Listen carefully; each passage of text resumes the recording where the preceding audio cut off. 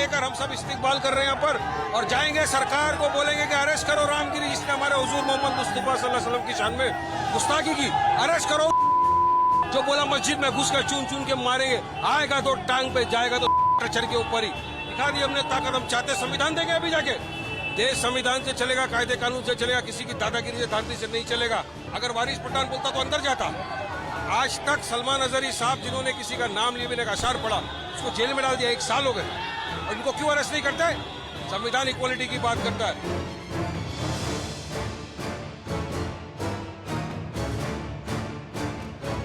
वारिस भाई, आप भी साथ में आए हैं इनसे मुलाकात करने के लिए, इतना बड़ा। हम लोग इनका इस्तिकबाल कर रहे हैं। महाराष्ट्र बॉम्बे के बॉर्डर के ऊपर शेर आया है, वहां से लश्कर लेकर हम सब इस्तिकबाल कर रहे हैं यहाँ पर और जाएंगे सरकार को बोलेंगे कि अरेस्ट करो रामगिरी जिसने हमारे हुजूर मोहम्मद मुस्तफा सल्लल्लाहु अलैहि वसल्लम की शान में गुस्ताखी की। अरेस्ट करो जो बोला मस्जिद में घुस कर चून चून के मारेंगे, आएगा तो टांग पे, जाएगा तो ट्रेचर के ऊपर ही। दिखा दी हमने ताकत। हम चाहते संविधान देंगे अभी जाके। देश संविधान से चलेगा, कायदे कानून से चलेगा, किसी की दादागिरी से धांधली से नहीं चलेगा। हम चाहते हैं कि इनको अरेस्ट किया जाए और सरकार को मानना पड़ेगा कि हम भी यहाँ के शहरी है। अगर वारिस पठान बोलता तो अंदर जाता। आज तक सलमान अजहरी साहब जिन्होंने किसी का नाम लिए बिना अशार पढ़ा उसको जेल में डाल दिया, 1 साल हो गए, और उनको क्यों अरेस्ट नहीं करते? संविधान इक्वालिटी की बात करता है। इसलिए हम जाएंगे, संविधान देंगे और उनको सिखाएंगे कानून कायदा किस तरह से आपको पालन करना चाहिए। इस समय इम्तियाज जलील मौजूद हैं। इम्तियाज भाई, आप इतना बड़ा लाव लश्कर लेकर जा रहे हैं, वजह क्या है? मुंबई कूच करने का ये तिरंगा रैली का मकसद क्या है? सरकार ने मुझे बुलाया है, महाराष्ट्र की पुलिस ने मुझे बुलाया है, क्योंकि मैंने उनको कुछ वक्त दिया था कि अगर जो गुनहगार है जिसके ऊपर 60 FIR रजिस्टर हो चुकी है, अगर कोई ये कह रहा है कि मैं मुसलमानों को मस्जिदों में घुस के तो चुन चुन कर मारूंगा और पुलिस उसके ऊपर कार्रवाई नहीं कर रही, तो मैंने उनको 5 दिन का वक्त दिया था। अगर ये वक्त के अंदर अगर तुमने कार्रवाई नहीं करे तो 6ठे दिन से मैं मेरी कार्रवाई की शुरुआत करूंगा, और उसी का नतीजा है उन्होंने कार्रवाई नहीं की। इस वजह से मैं यहाँ पर आया हूँ उनको एक संविधान की कॉपी गिफ्ट करने के लिए, ये बताने के लिए कि देश कायदे कानून और संविधान से चलेगा, तुम्हारी गुंडागर्दी से नहीं चलेगा। सरकार का कहना है वो एक जो है क्रिमिनल प्रोसेस है, कानूनी प्रोसेस है, FIR दर्ज हो चुके हैं, जो कानूनन कार्रवाई होगी वो की जाएगी। मुख्यमंत्री ने कहा है आज फिर से। किस ज्ञानी मुख्यमंत्री ने कहा? ये वही मुख्यमंत्री है जिसने वो रामगिरी के बारे में उसके बाजू बैठकर ये कहा था कि मैं तुम्हारे बाल को भी धक्का नहीं लगने दूंगा। ये मुख्यमंत्री कायदे कानून हमको सिखा रहे हैं। कायदे कानून हमको भी बहुत अच्छे तरीके से समझ में आता है, उसमें बहुत ज्यादा ज्ञान हमको बांटने की जरूरत नहीं है। मस्जिद मंदिर के अंदर घुस के हम मारेंगे करके जो मैं कभी नहीं कहूंगा, क्योंकि मेरी संस्कृति और मेरा मजहब इजाजत नहीं देता। मुझ पर आप कार्रवाई नहीं करेंगे क्या? देश के अंदर 2 तरह के कानून है। तो सरकार पे क्या? ये जो तुम्हारे प्यादों को छोड़े हुए ये कुछ भी बोलेंगे और हम सुनने का काम करें। बहुत हो गया सुनने का। लश्कर लेके आए हैं हम पूरी ताकत के साथ यहाँ पर आए हैं और हुकूमत को आगाह करने के लिए आए हैं। वो कोई और होंगे जो तुम्हारी बातों से डरते होंगे, तुम्हारा सुनकर घर पे बैठते होंगे। हम संघर्ष करने वाले हैं, लड़ने वाले हैं। तो क्या मुंबई में आप आजाद मैदान जाना चाहते हैं? वहाँ पर आपको एंट्री की अभी तक कोई इजाजत मिली है? पुलिस प्रशासन की तरफ से कोई एश्योरेंस मिला है? मैंने कोई परमिशन मांगा नहीं है। पूरा महाराष्ट्र मेरा है, मैं कहीं पर भी जा सकता हूँ। मैंने कोई परमिशन मांगी नहीं है इसमें। मैं सिर्फ आज मुझे खुशी इस बात की है कि लोग कहते थे कि इसको घर से बाहर भी निकलने नहीं देंगे। मैं औरंगाबाद से निकल के थाने तक पहुंच गया हूं।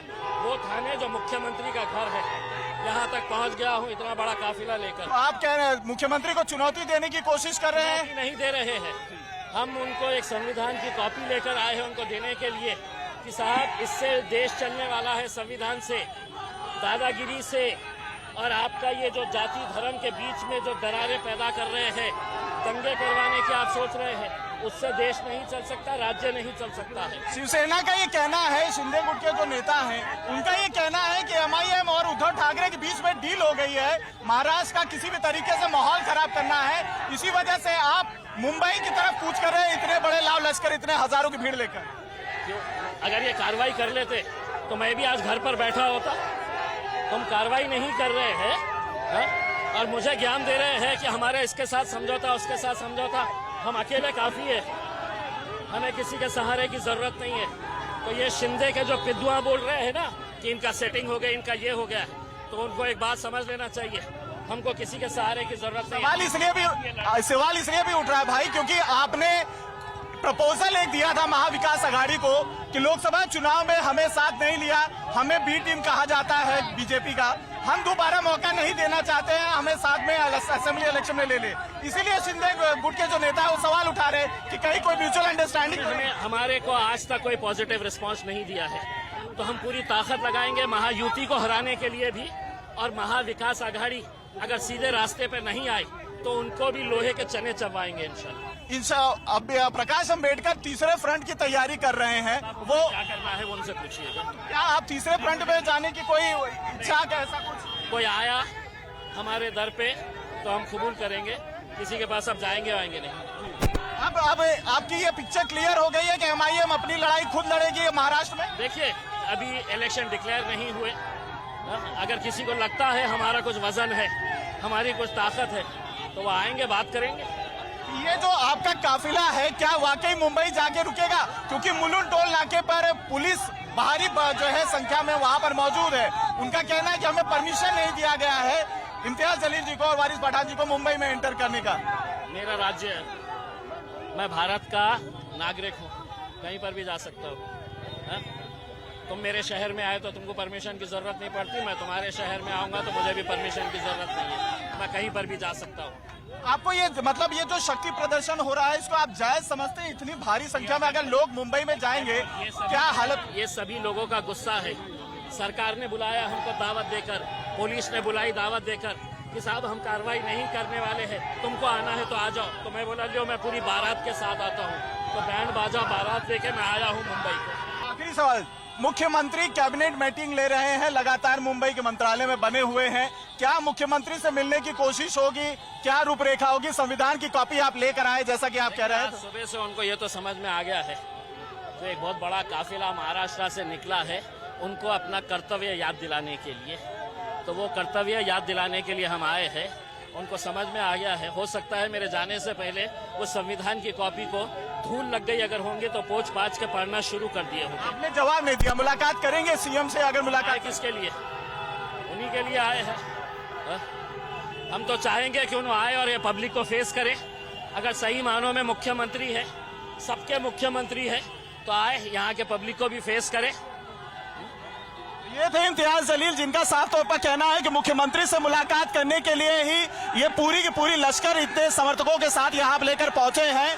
संविधान की एक कॉपी लेकर आए हैं क्योंकि इनका कहना है कि मुख्यमंत्री बायस हैं, वो सही तरीके से न्याय नहीं कर रहे हैं और जब तक न्याय नहीं मिलेगी ये लश्कर यूं ही मुंबई की तरफ रुखसत होता रहेगा। और अब समय आ गया है ताकत दिखाने की, तो ये उस ताकत का प्रदर्शन भी कर रहे हैं।